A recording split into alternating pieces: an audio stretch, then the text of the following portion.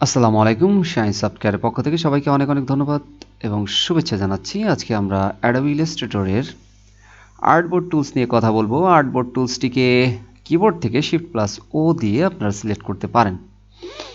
এখন আপনারা বুঝতেই পাচ্ছেন যে এই আর্টবোর্ডটির কাজ কি। যদি আমাদের পূর্বের ফটোশপের টুলসগুলোর টিউটোরিয়ালগুলো আপনারা দেখে থাকেন তাহলে অবশ্যই অ্যাডোবি ইলাস্ট্রেটরের আর্টবোর্ডটি সম্পর্কেও জানতে পারবেন।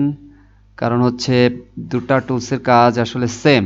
আর্টবোর্ড অথবা ক্যানভাসগুলোকে আমরা রিসাইজ করতে পারি অথবা নতুনভাবে তৈরি করতে পারি। তো আমরা ক্লিক করলাম যে আর্টবোর্ডের অথবা হচ্ছে আমাদের ক্যানভাসের সাইজগুলো আছে, এগুলো আমরা এখান থেকে আমরা পরিবর্তন করতে পারি। দেখেন আমি এগুলোকে পরিবর্তন করছি। আমার আরেকটা দরকার, মনে করেন এখানে আরেকটা দরকার। এগুলো পরবর্তীতে আপনারা যখন ডিজাইন করবেন, এগুলো প্যাকেজ ডিজাইন অথবা স্টেশনারি ডিজাইনের ক্ষেত্রে এগুলো পরবর্তীতে লাগে। আমরা ডিজাইন করলে অবশ্যই পরবর্তীতে দেখতে পারবেন আপনারা। হ্যাঁ, আর্টবোর্ড 1 2 3 4 5 6 7 এই আর্টবোর্ডগুলো তৈরি হয়েছে।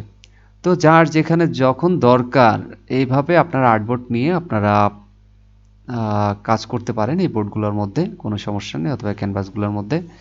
তো এই হচ্ছে যে সাধারণভাবে যদি আমি বোঝাতে যাই তাহলে হচ্ছে এটাই আসে যে আপনার ক্যানভাস অথবা হচ্ছে আর্টবোর্ডটাকে চেঞ্জ করার জন্য এই টুলসটি কাজ করে থাকে। ওকে, তো বুঝতে যদি কারো সমস্যা হয়ে থাকে তাহলে অবশ্যই আমাদেরকে কমেন্টসে জানাবেন।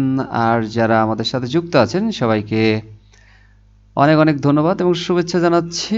আপনারা অবশ্যই যাওয়ার আগে আমাদের লাইক শেয়ার কমেন্টস করে যাবেন। আর যারা নতুন আছেন তারা অবশ্যই আমাদের চ্যানেলটিকে সাবস্ক্রাইব করে যাবেন। ওকে, ধন্যবাদ সবাইকে। সবাই ভালো থাকবেন, সুস্থ থাকবেন।